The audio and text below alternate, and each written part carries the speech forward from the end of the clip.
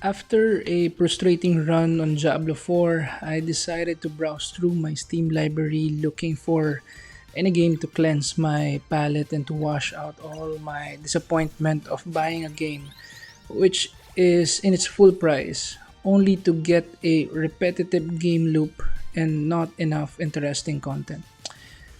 Well, like any other gamers in their 30s, I have a lot in my backlog. I am buying more than I am finishing games.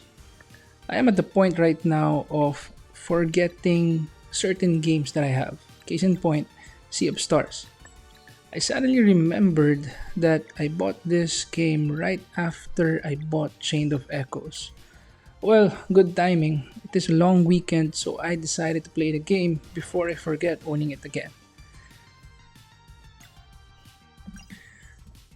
The game is a turn based JRPG, which seems to get the inspiration from the old school JRPG of the 90s. Immediately on the first battle, it clearly shows resemblance to Chrono Trigger. The battle takes place organically on the same screen. It will not transition the player to another screen. The screen is very clean. You can only see the character HP, MP bar, and the combo counter. Enemies doesn't even have a light bar, much like the games of old wherein you don't have any indication of the enemy HP.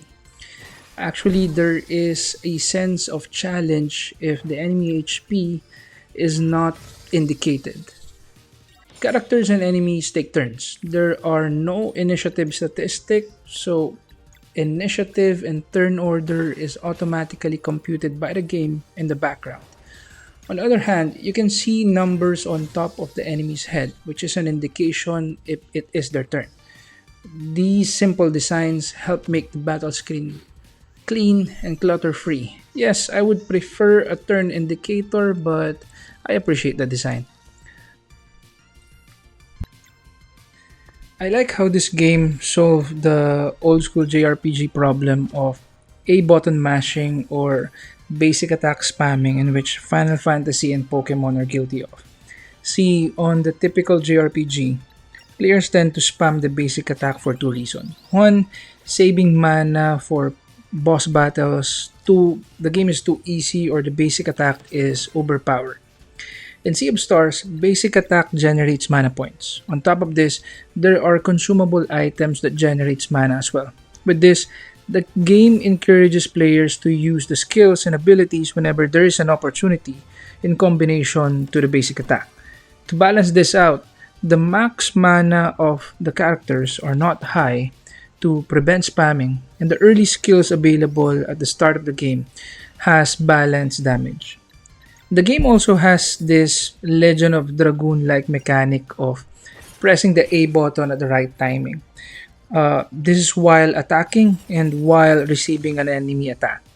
With the right timing, the character will do another attack or will reduce the received damage.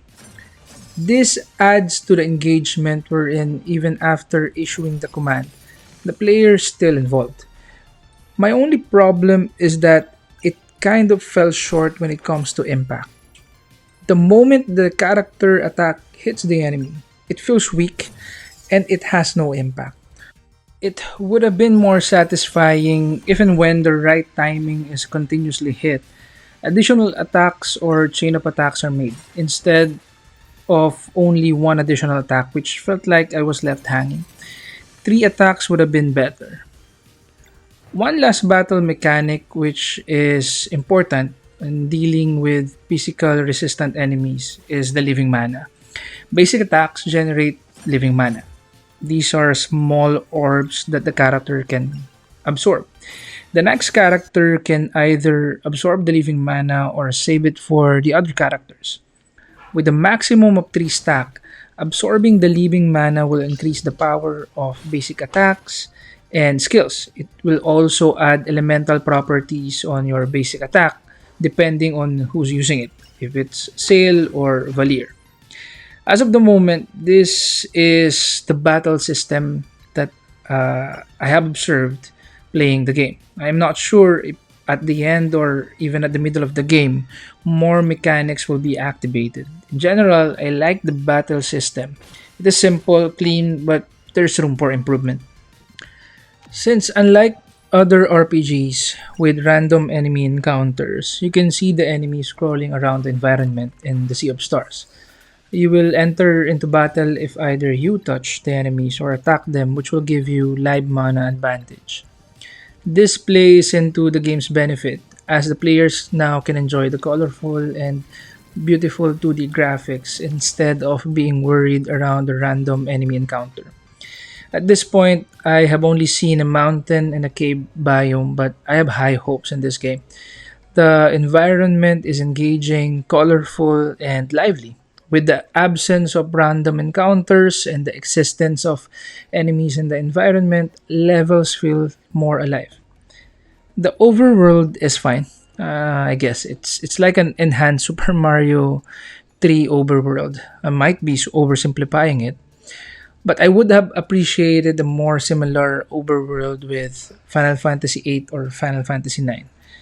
The area wherein I think the graphics fell short is on the character design and battle animations. Maybe more epic and large scale battle animations will be shown at the later part of the game, or as the characters and the enemies got a bit stronger. So far, the first two boss fight animations was below my expectation. Soundtrack and sound effects are very good. Though modern, it still give the vibe of an old school JRPG. The game doesn't have any voice acting, which I think is appropriate.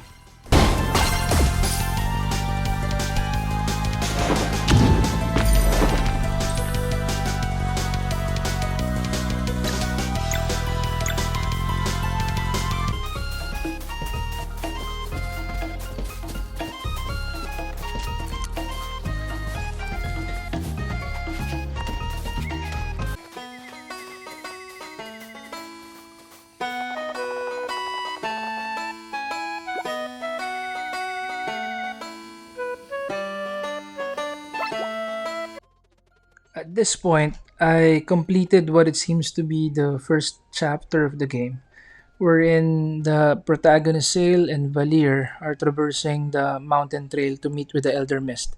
This is in order for them to become Solstice Warriors. The game lets you play a flashback showing how Sail and Valir had been training since they were kids. It also shows their relationship with their best friend Garl. Garl character is really reminds me of Ramus from Lunar Silver Star Story Complete. Same chubby sidekick. They talk and act the same. Twist and intricacies is starting to build up this early through the older Solstice warriors who seems to be not agreeing on training a new pair of Solstice warriors. During the flashback, it was shown that Sail and Valir got separated from Garl because of their training, but once back to the present time, the very first character that joined them is Garl. The storytelling is very good at showing the connection between Garl and the two Solstice warriors. Garl is your typical jolly sidekick man in the chair, Ned to Peter Parker type of supporting character. Well, the fact that I'm talking about Garl more than Zale and Valir is not good. At this early stage of the game, Zale and Valir as main characters seems bland and uninteresting.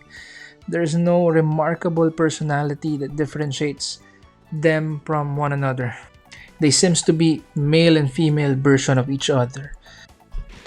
Well, I'll leave it here for now. I will continue playing the game, see if the story gets better. I experience more biomes, bigger and better animations, and cool old school soundtrack. I'm also looking forward to better boss battle mechanics because the past two boss battles are really underwhelming. Well, I'll let you know. Talk to you on the next one.